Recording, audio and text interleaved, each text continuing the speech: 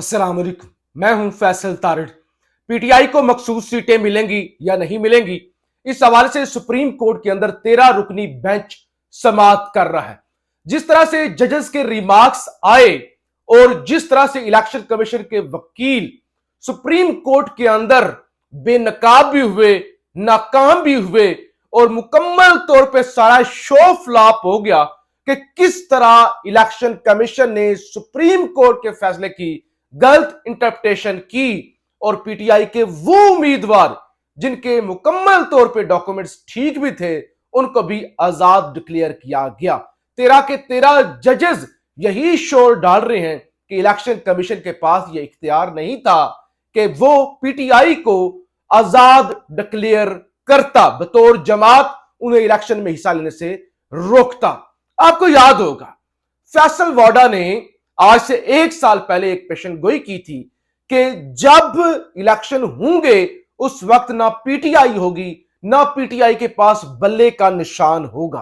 फैसल वाडा की वो पेशगोई बिल्कुल सच साबित हुई और इससे पहले भी सबको पता है फैसल वाडा ताकतवरों का टाउट है, एस्टैब्लिशमेंट के तलवे चाटता है, तो इसलिए फैसल वाडा के दावों को बड़ी अहमियत दी जाती है और अक्सर औकात जो फैसल वाडा बातें करता है वो सच साबित होती हैं। आज जनाब जियो न्यूज के प्रोग्राम के अंदर शहजाद इकबाल के साथ शहजाद इकबाल ने यह सवाल पूछा कि वाडा साहब, आपने दावा किया था बल्ले के निशान के हवाले से, आपका दावा सच साबित हुआ, आपकी जो मखसूस सीटों का केस है इसके हवाले से आपकी क्या रीडिंग है, क्या खबरें हैं? फैसल वाडा ने कहा अगरचे यह केस सुप्रीम कोर्ट के अंदर चल रहा है लेकिन मैं आपको अपना अंदाजा, आपको अपनी मालूमात आपके सामने मैं रखूंगा कि इस केस के अंदर पीटीआई वालों को ठीक ठाक मायूसी होगी। शहजाद इकबाल ने कहा कि पीटीआई वालों को मायूसी होगी तो क्या सुन्नी इत्तेहाद वालों को भी मायूसी होगी? फैसल वाडा ने कहा आप उसको सुन्नी इत्तेहाद कहें, आप उसको पीटीआई कहें, आप उसको फजलुर रहमान के साथी कहें, आप उसको अचकजई के इत्तेहादी कहें, जो भी कह ले, मतलब एक ही है कि इन सब को ठीक ठाक झटका लगेगा।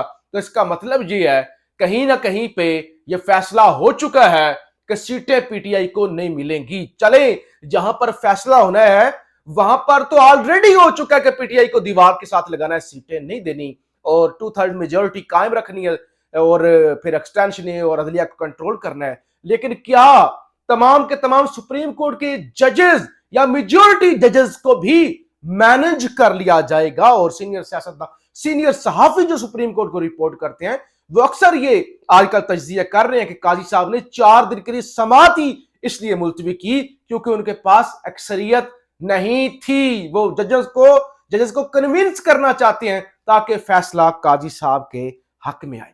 अब आज का दूसरा बड़ा इशू जो हर जगह पे डिस्कस हो रहा है वो है वजीर दिफा ख्वाजा आसिफ ने आज कौमी असम्बली के अंदर एक दावा किया।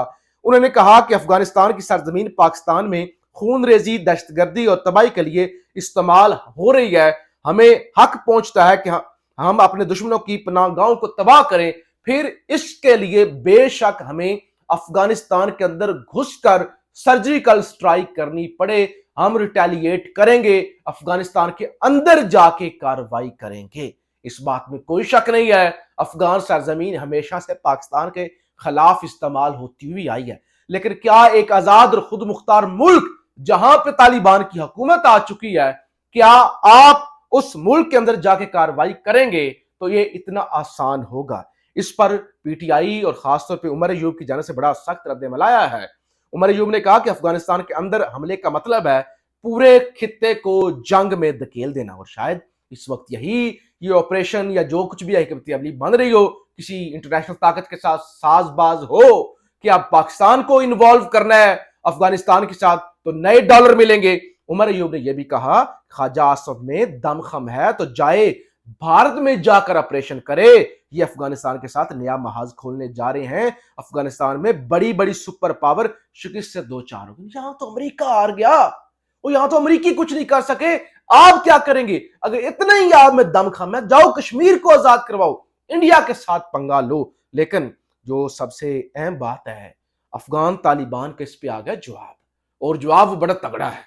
اگر کسی نے بھی افغانستان کی خود مختاری کے خلاف ورزی کی تو نتائج کے ذمہ دار وہی ہوں گے۔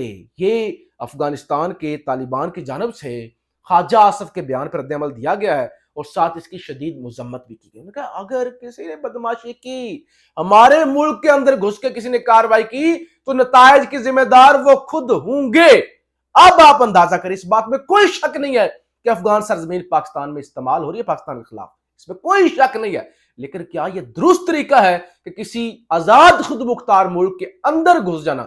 جیسے رو آتا ہے، وہ کہتا ہے کہ یہ جو ہے ہمارے اوپر حملہ کرتے ہیں، یہ بھارت کے خلاف کارروائیاں کرتے ہیں، وہ آتا ہے پاکستان کے اندر گھس کے پاکستانی شاعری مار کے چلا جاتا ہے۔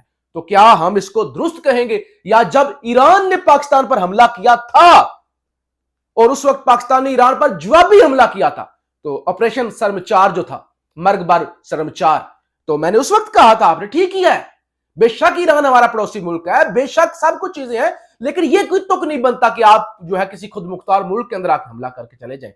تو ہم نے ریٹیلیٹ کیا تھا، تو اب کیا افغانستان یہ سب کچھ قبول کرے گا؟ یا اگر اس طرح کی کارروائی ہوتی ہے تو خطے کس طرف جائے گا؟ یا آپ کس کے ایجنڈے پر ہیں؟ کیا کر رہے ہیں؟ یہ سوالات پھر اٹھیں گے۔ بہرحال پی ٹی آئی کے ساتھ مولانا فضل الرحمان کا اتحاد ہوگا یا نہیں ہوگا؟ مولانا کو بے شمار جو ہے وہ تحفظات ہیں۔ مولانا یہ چاہتا ہے کہ میں اگر پی ٹی آئی کے ساتھ دوں تو کل کو یہ نہ ہو جس طرح سے میرے ساتھ دوسروں نے کیا ہے، پیپلز پارٹی والوں نے یا نون لیگ والوں نے میرے ساتھ ہاتھ ہو جائے، تو اس لیے اب خبر آئی ہے۔ اور مولانا یہ بھی چاہتا ہے کہ ایسا نہ ہو کہ ان کے اسٹیبلشمنٹ کے ساتھ مذاکرات ہو جائیں، یہ حکومت لے لیں یا ان کو اقتدار مل جائے، پھر میں کدھر جاؤں گا؟ یا تو ہم کسی اصولی ایجنڈے پر لڑیں نا کہ اسٹیبلشمنٹ کی مداخلت بند ہو، ایسا نہ ہو کہ ہم چھوٹے چھوٹے مقصد حاصل کر لیں اور اس کے بعد ہم پیچھے ہٹ جائیں۔ تو لہٰذا اس سلسلے میں ایک بڑی خبر آئی ہے، پی ٹی آئی سے سیاسی اتحاد کے لیے مولانا فضل الرحمان نے تحریری ضمانت مانگ لی۔ انہوں نے کہا مجھے لکھ کر دو کہ جو معاہدہ کرو گے وہ اس پر پورا اترو گے، آخری دم تک ساتھ کھڑے رہو گے۔ خبر ہے پی ٹی آئی سے سیاسی اتحاد فضل الرحمان نے تحریری ضمانت مانگ لی۔ بانی پی ٹی آئی نے عمر ایوب اور اسد کیسر پر مشتمل کمیٹی کی منظوری دے دی۔ سیاست سے اسٹیبلشمنٹ کے کردار کا خاتمہ سمیت 4 نکات پر اتفاق، یعنی انہوں نے کہا مکمل پھر سیاست سے اسٹیبلشمنٹ کا خاتمہ ہونا چاہیے، یہ ایجنڈا ہونا چاہیے، یہ نہیں کہ حکومت مل جائے اور آپ پیچھے ہٹ جائیں۔ تو اس سلسلے میں opposition leader Omar Ayub, senator Shibli Faraz, chairman barrister گوہر اور اسد کیسر پر مشتمل جو ہے وہ کمیٹی ہے، اور مولانا جو ہے آپ اپنی مجلس شورا سے مشاورت کریں گے، اور اس کے اندر یہ ہے کہ اسٹیبلشمنٹ کے کردار کے خاتمہ، یعنی سیاست میں اسٹیبلشمنٹ کے کردار کا خاتمہ اور آئین کی بالادستی، صوبائی وسائل اور مسائل مل کر حل کرنے پر اتفاق ہوا ہے۔ دونوں جماعتوں کا افغانستان کے ساتھ درینہ تعلقات پر اتفاق بھی سیاسی گٹھ جوڑ کا حصہ ہے۔ تو مولانا کہتا ہے کہ ان ساری چیزوں پر مجھے لکھ کر گارنٹی دو کہ کل کو تم پیچھے نہیں ہٹو گے، یعنی چھوٹے چھوٹے مقاصد جب تم حاصل کر لو اور ایسا نہ ہو کہ تم جو ہے اس کے بعد یو ٹرن لے جاؤ۔ تو اس لیے مولانا کو یقین نہیں ہے، اور اگر یہ اتحاد ہو گیا تو پھر حکومت کا چلنا بہت مشکل ہو جائے گا۔ اس بات میں کوئی شک نہیں ہے کہ مولانا ایک بڑا سٹیک ہولڈر ہے اور مولانا کی اچھی خاصی سے ہے، مولانا کے پاس بندے بھی تگڑے ہیں، اور مولانا اس بات میں کوئی شک نہیں، یعنی یہ نہیں کہ مولانا پی ٹی آئی کے ساتھ آ رہا ہے تو اس لیے مولانا کی تعریف کی جائے۔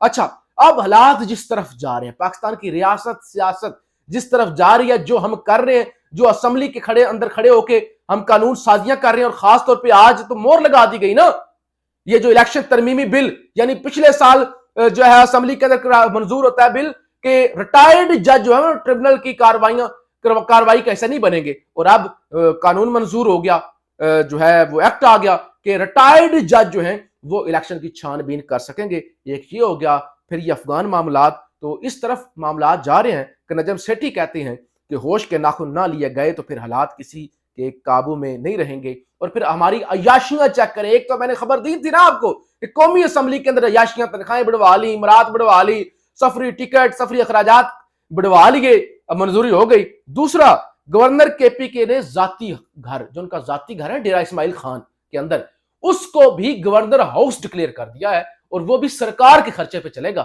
اور چند دن پہلے میں نے آپ کو خبر دی تھی کہ 20-24 لاکھ کا بل ہے جو گورنر یہ فیصل کریم کنڈی نے پے نہیں کیا ہوا اپنے ذاتی گھر کا، یعنی وہ بھی نا دہندہ ہے، اور اب اسی گھر جس کا لاکھ کا بل آتا ہے اس کو بھی سرکاری گھر ڈکلیئر کروا لیا ہے، تو یہ بھی اب کے پی کے کی سرکار کے خرچے پر چلے گا۔ تو یہ تماشا ہو رہا ہے، اور آج بیرسٹر گوہر نے قومی اسمبلی کے اندر تقریر کی. انہوں نے کہا پی آئی اے کے اثاثے جو ہے 1000 ارب کے ہیں. 1000 ارب کے پی آئی اے کے اثاثے ہیں. آپ کہہ رہے ہیں کہ پی آئی اے کے اثاثے بیچنے کے بعد ہمیں 30 ارب روپے ملیں گے. تو ایسے کیسے ہو سکتا ہے 1000 ارب کے اثاثے بیچ کر صرف 30 ارب ملیں گے؟ باقی کون کھا جائے گا؟ باقی کدھر جائیں گے؟ تو لہٰذا ملک لٹ رہا ہے، ملک کے اندر فساد ہے، دہشت گردی ہے، لا قانونیت ہے اور عجیب و غریب صورتحال ہے. مر رہے ہیں لوگ، اتنا ڈپریشن ہے. اور کیا ہو رہا ہے اس ملک کے اندر؟ گورنر ادھر سے ایم این ایز اپنی عیاشیاں اور پھر افغانستان کے ساتھ جنگ چھیڑنے کی تیاری کر کے بیٹھے ہوئے ہیں. وہ طالبان جنہوں نے امریکہ کو 20 سال جو ہے وہ چونچا نہیں کرنے دیا اور امریکہ وہاں سے بھاگا بلا کر. اور اب میرے خیال سے ہوش کے ناخن لینے چاہیے، شرم کرنی چاہیے. پاکستان زندہ باد.